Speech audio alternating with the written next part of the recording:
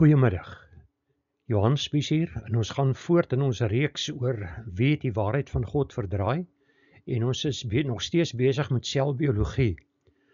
Ons het nou 'n hele paar lesings gewy aan DNA en nou gaan ons 'n bietjie verder met die DNA. Vandag gesels ons oor die sogenaamde ooreenkoms tussen die mens en die sjimpansee se DNA. Dit is iets wat 'n mens dikwels in tydskrifte en koerante sien.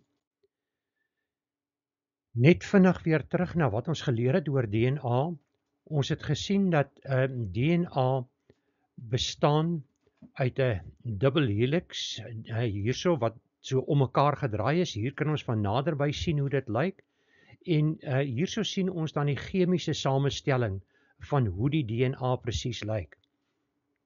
Nou, om ooreen te stem beteken dat die volgende organisme, kom ons sê hierdie is 'n mens se DNA, dat die volgende organisme ook 'n G, 'n T, 'n C en 'n A in hierdie posisies moet hê, dan stem hulle ooreen.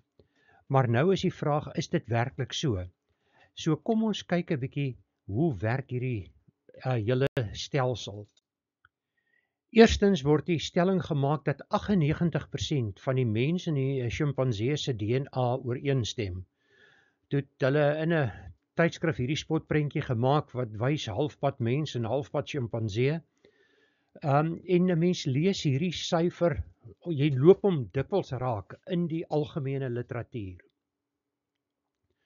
Nou is die groot vraag, beteken hierdie 98% ooreenstemming dat daar net 'n 2% verskil tussen ons en die sjimpansee is? Kyk net hoe verskillend lyk ons. Ek het in die verlede al vir u daarop gewys dat 'n baie groot gedeelte van die DNA nie aktiewe gene het nie, maar dit dien om 'n struktuur daar te stel dat die DNA op 'n sekere manier gebuig word om dit funksioneel te maak. Wat ook deur hierdie teorie omvergewerp word is, of althans wat die teorie nie in ag neem nie, is as ons kyk, hoe het alles daar gekom? Daar is 'n skepper God en die het gesê laat daar wees. Maar volgens die evolusionis wat dit nie wil erken nie, hulle wil hê dat goed heeltemal luk raak of in die Engels random moes ontstaan het. Daarom maak hulle die afleiding, as daar 'n ooreenstemming is, dan moes dit deur evolusie voorgekom het. Jy het die vorm A gekry, hy het 'n klein verandering ondergaan en nou is dit vorm B. Hulle aanvaar nie dat 'n skepper God ook soortgelyke gedeeltes kan maak nie. Kom ons kyk byvoorbeeld na die sjimpansee en die mens. Elkeen het sekere maagsappe nodig, hulle het dieselfde tipe spysverteringsstelsels en daarom moet iets wat in die ensiem wat in die mens voorkom, moet ook in die aap voorkom. En die ensiem word gemaak volgens 'n stuk DNA. Daar gaan dieselfde volgorde wees. So of jy nou pepsien in die mens maak of in die sjimpansee, dit behoort dieselfde te wees. So kan ons aan hoeveel dinge dink wat ooreenstem in die mens en die sjimpansee. So hierdie goed moet ooreenstem, want dit moet dieselfde struktuur vorm. En dit is nie die enigste verskil nie. Kom ons kyk nog 'n bietjie, hoe is daar uitgewerk wat hierdie 98% ooreenstemming tussen die mens en die chimp is. As ons begin en ons kyk na DNA, dan sien ons dat die mens of eerstens as ons kyk na kromosome, dan het die mens 46 kromosome teenoor die sjimpansee se 48 kromosome. Maar as ons kyk na die totale lengte van DNA, dan het die mens 3.096 biljoen basispare DNA teenoor die sjimpansee se 3.309 miljoen of biljoen basispare. So daar's 'n verskil in die lengte. En hierdie verskil in lengte is soveel dat dit 'n 6.4% verskil is. Nou as bloot die lengte 6.4% verskil, hoe kan daar 'n 98% ooreenstemming wees? My wiskunde wil dit nie vir my uitwerk nie. So, ons sit met klaar met die eerste punt as ons net kyk na lengte, na 'n verskil wat daar is.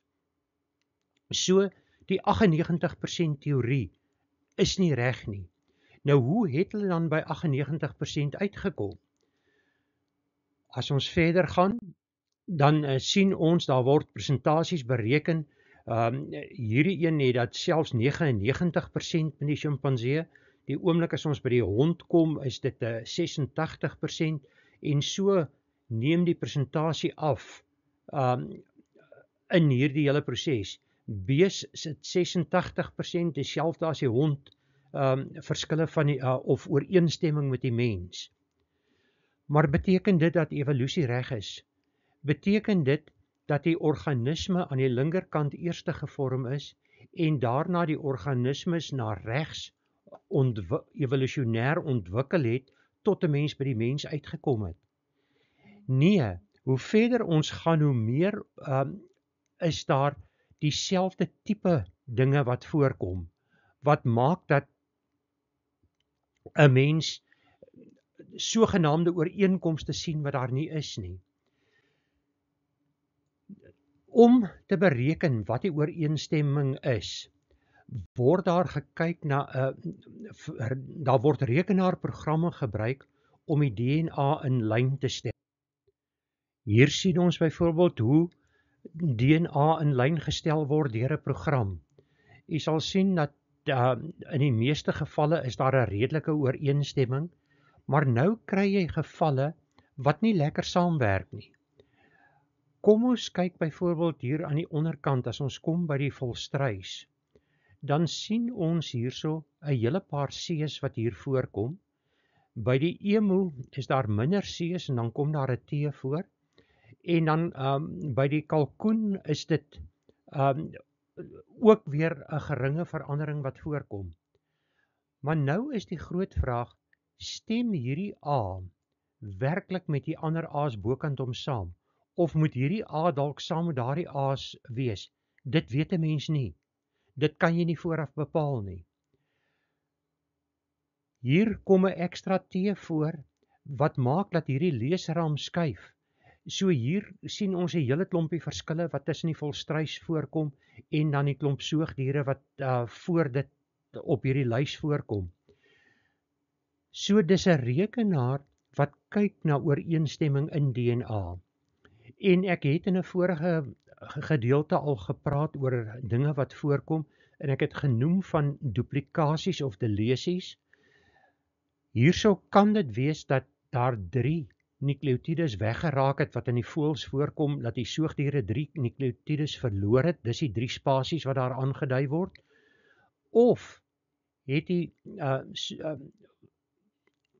voëls 3 addisionele is bygekry, so dis of 'n delesie dat weggeraak of dis 'n duplikasie daar het bygekom. Dit lyk nie na 'n duplikasie want dis nie dieselfde dinge wat vermeerder het nie. Maar in die berekening van hierdie, tel 'n gebied soos hierdie, tel as 1. Dit tel nie as 3 verskillende punte nie. So, dit gaan tel as 1 verskil tussen die soogdiere en die voëls, nie as 3 nie. En hierdie gebied wat hier ooreenstem, daardie programme kan net 'n gebied in lyn stel as daar 'n redelike groot mate van ooreenkoms is. Met ander woorde, hierdie programme kan net werk vir min of meer 2% van die DNA. Nie vir die ander 98% wat nie gene het nie. So, dis 'n baie klein gedeelte van die DNA wat vergelyk word, en uit hierdie klein gedeeltetjie word daar dan gesê, hier is hierdie mate van ooreenstemming. So, jy kan 'n 98% ooreenstemming kry tussen die mens en die sjimpansee volgens hierdie gedeelte. Maar dit sluit die meeste van die DNA uit. Dit sluit uit die feit dat die DNA se grootte verskil van mekaar. Wat is die korrekte een? Ons het ook gepraat, toe ek gepraat het oor translokasies en inversies. As ons kyk en ons vergelyk hierdie gedeelte van die bok en die ooreenstemmende gedeelte van die perd. U kan sien dat by die perd is dit, kan ons as ons hom van regs af lees, is dit ook TTAAT. Het hierdie gedeelte bloot omgedraai of is dit 'n hele reeks puntmutasies wat voorgekom het? Dit weet 'n mens nie. Maar dit word als buite rekening gelaat as die ooreenstemming bereken word. So hierdie tipe ding gebeur en dit gebeur binne in 'n spesie. Ons kry byvoorbeeld in die vrugtevlieg, dit is Drosophila melanogaster, dis iets wat baie deur genetici gebruik word, omdat hulle elke 2 weke 'n nuwe generasie voortbring, kan jy eksperimente met hulle doen. Jy kry 'n sogenaamde baaroog. Nou die baaroog is 'n smal, dunner oog, dit vorm 'n streepie, dis waar die term baar vandaan kom, omdat dit 'n streep is wat gevorm word. Nou die baaroog word veroorsaak deur 'n duplikasie wat daar in 'n geen kom, so 'n sekere stuk van 'n geen word herhaal. Die organisme lyk heeltemal anders, maar dis die enigste verskil wat daar is. Die baaroog is nie 'n ander spesie nie, maar in die berekening van die ooreenkoms van DNA gaan dit aangetoon word as 'n verskil. Terwyl party verskille wat voorkom geen effek het op hoe die organisme lyk nie. So dit is feitelik onmoontlike probleme om hierdie goed op te los. Ek het hier reeds gewys op kromosoomafwykings wat by die mens kan voorkom, soos Down-sindroom of mongolisme, waar daar 3, nommer 21 kromosome is. Beteken dit daardie individu is nou iets heeltemal anders as die mens, is nie meer 'n mens nie. Dit is bloot 'n kromosoom wat verkeerd gedeel het, wat dit veroorsaak. Maar uiterlik lyk die mongool anders as wat die gewone mens lyk. En so kry 'n mens baie van hierdie afwykings wat voorkom. Ek het baie van hierdie tipe werk op plante gedoen. En wat hulle by plante doen, is as jy 'n ding kry waarvan die DNA nie ooreenstem met die ander nie, ignoreer jy hom, jy stel 'n boom op sonder om daardie een in te sit, want hy krap jou data deurmekaar en jy kan dit nie gepubliseer kry nie. Dit is die wyse waarop daar gewerk word. En dit is die wyse waarop hierdie inligting ook gebruik word om dinge gedoen te kry.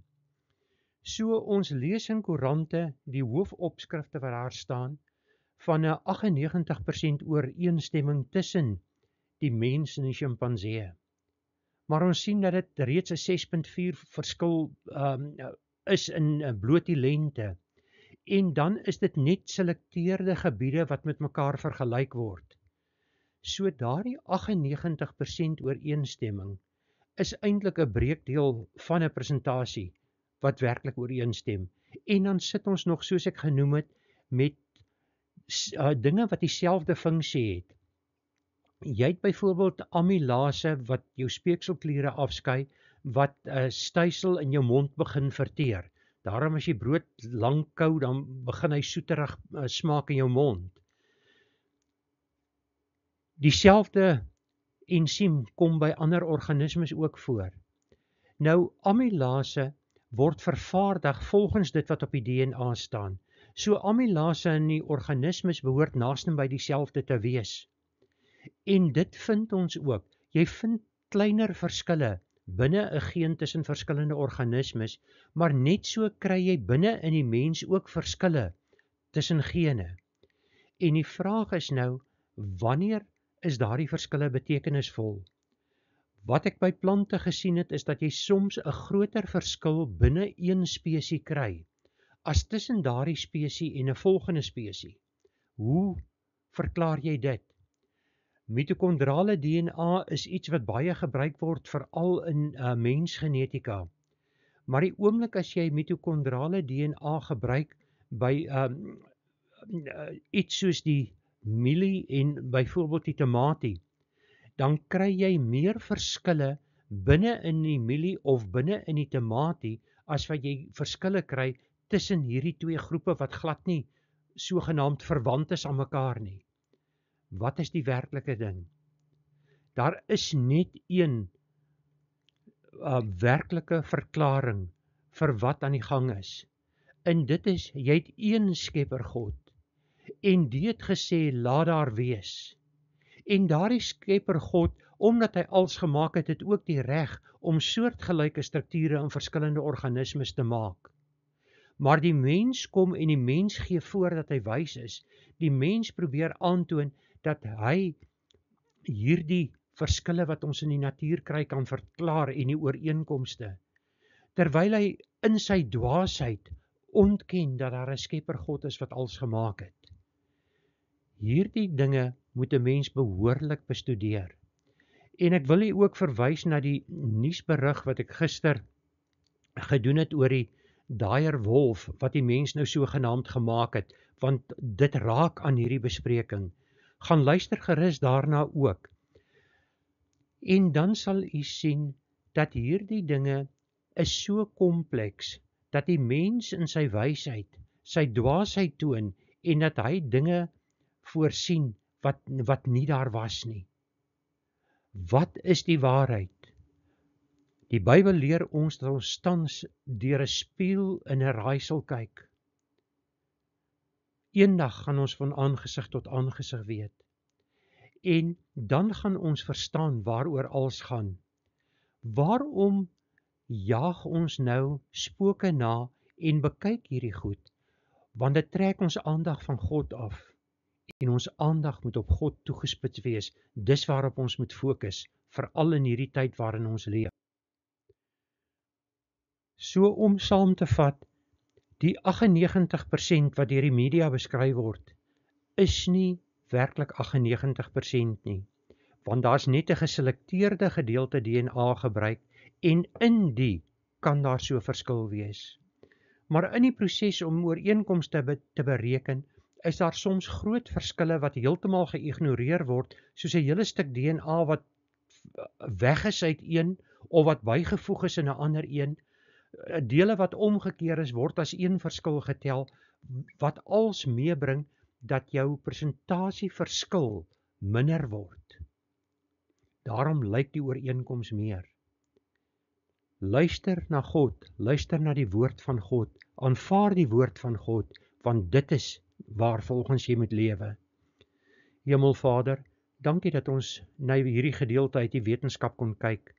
Dankie dat ons kan sien dat U die almagtige skepper God is, dat U alle dinge gemaak het, en dat U dit gemaak het volgens U plan. Here, help ons dat ons nie sal probeer om in ons menslike wysheid onsself te verhef tot bo U nie, want dit is 'n verskriklike sonde. Here, help ons om nederig te bly, dat ons U sal aanvaar, dat ons sal sien wat U gedoen het, dat ons sal glo in dit wat U gedoen het, en dat ons volgens U wil sal leef. Ek vra dit om Christus ontwil alleen. Amen.